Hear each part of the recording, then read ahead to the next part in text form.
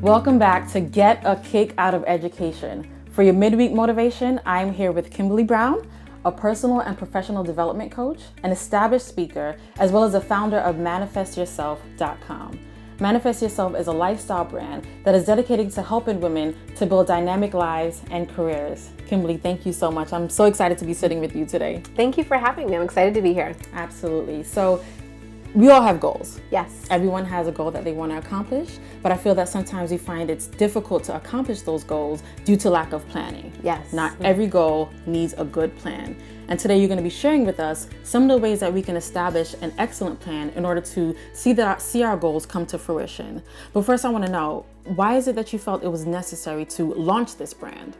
So Manifest Yourself has been a labor of love. I started Manifest Yourself way back in 2011 under a completely different name. I will not share. No one needs to Google that. But it was focused on fitness and wellness. But as my career and career development moved along, I realized that having a dynamic career took so much more than just a job and making money.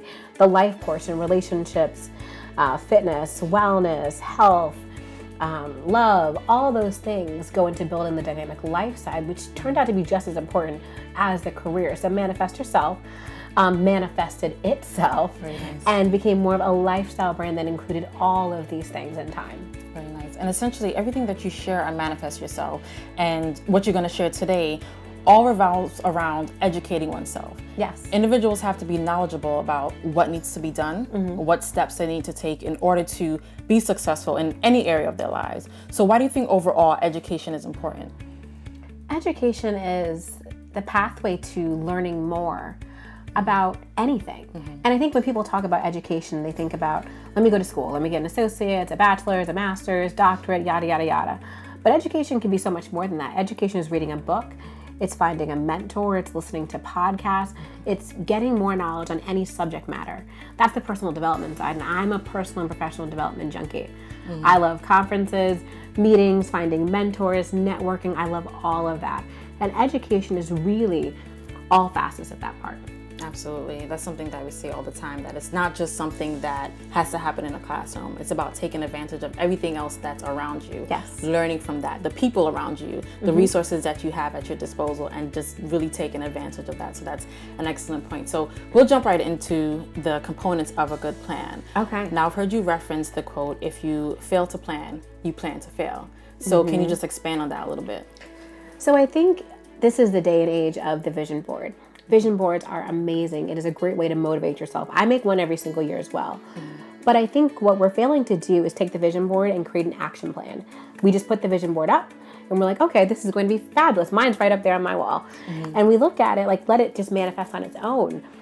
But looking at it every day isn't enough. You have to create an actionable plan with goals, with steps, with tasks, and schedule it. I personally like to work in 90-day increments to make sure that I have a goal that is able to be accomplished in that time frame. And if not, I break it out over a longer amount of time. Okay. Now, we all know that things don't always go according to plan. There will be bumps in the road. There will be times where, hurdles that you have to overcome.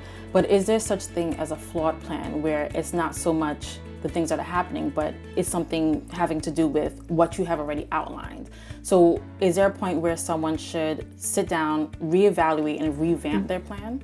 Definitely. I think plans have to have a core focus. One of the first exercises that I do is making sure that people find one area to focus on. One area or areas that are related to each other. Because if you're sitting there like, I want to fix my life, that's what me and my girlfriends always say, like, I need to fix my life, put everything out together. It's too much to do in any increment of time. So it's figuring out what is the priority, what is the biggest pain point to focus on first. And that will help you avoid some of those flaws. Like, there's always bumps and bruises, life happens. But in terms of the planning, if you're able to find a focus area and plan for that, accomplish that, and then move on to the next facet, that's the best way to avoid, I guess, regular errors, human error in your plan. Absolutely. Now, we've been focusing on individual goals, but we know that it's not unlikely for someone to have multiple goals. Yes. Now, how would you recommend someone going about fulfilling those goals? Is it something where they would outline a plan for each individual goal? Do they put each goal into one master plan? What's the best way to go about doing that? So I have an exercise that I do with my clients called the Wheel of Life, where it basically breaks down your life into 8 areas, and you rate each area from 0 to 10. 0 being the worst, 10 being the best. And the methodology is that if this is a wheel and your life is all over the place, there's 1 out of 0, there's 1 out of 10, there's 1 out of 9, 1 out of 6, that's a very bumpy ride. We're talking about a wheel. So what we do, we pick the area of life that's the biggest pain point. So that would be your 0 to 3 area. And we focus on that first. And if there's any related areas, like if you're looking at health, then maybe fitness is going to be in there, fun will be in there, because you can integrate your fitness and your fun and your health all into one. But if your next area is like your career, to work on career, health, and then relationships would be too much. So we look at the area that's the biggest pain point and work on that first for the first 90 days. And then we move on to subsequent areas. Okay. Now, sometimes when people are trying to fulfill their goals, they think it's all work. And they don't see the importance of stepping back and setting time aside. So how important is it that you incorporate that rest and relaxation into your plan? You have to, or you're going to burn out.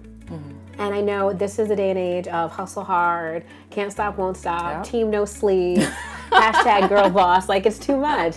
And we think it's okay until you get taken out. I'm one of those people where I need to take my own advice sometimes a little bit better than I do. I have a cold right now. And it's when you're go, then you'll be taken out of your plan because you have to rest. You catch a cold, you get bronchitis, a sinus infection, whatever it is. So you have to incorporate rest and relaxation. What I do, I try and do many things. So maybe I don't have a full day that I'm going to say, this is my day off. I'm not checking email or anything, but I'll be like, you know what? Every 2 weeks I'm getting a mani-pedi. Every 6 weeks I'm going to try and get together with my girlfriends or go into the city and do something fun, or I'll have date night with my man. Like we'll find something to do to break it up a little bit. So fun is really important, having fun and finding time to unwind, but you do have to schedule it. I think it's just as important as the other steps in a plan as well. Absolutely, because some people might look at it as a waste of time. But in fact, if you continue to just work and burn yourself out, how are you going to accomplish what you need to accomplish without that energy, without that strength? So I think it's definitely a good point. And I don't want to keep you too much longer. What you shared so far has been amazing. Social media friends, I hope that you were able to get something out of that. But I know that that's only just a few steps of how we can fulfill our goals. How can our social media friends learn more? So on March 29th, I am hosting a workshop called Stop Dreaming and Start Planning in New York City. So if you are in the area, I welcome you to attend. If you are not, I will have an option for you soon, but you can always find more information on manifestyourself.com. Wonderful. And if, in case you didn't get that, that's manifestyourself.com for more information and resources. Kimberly, it was a pleasure speaking with you. Thank you. Thank you so much. Social media friends, continue to pursue your goals. Go after your dreams and live the life that you've always dreamed of living. And always remember, knowledge is key.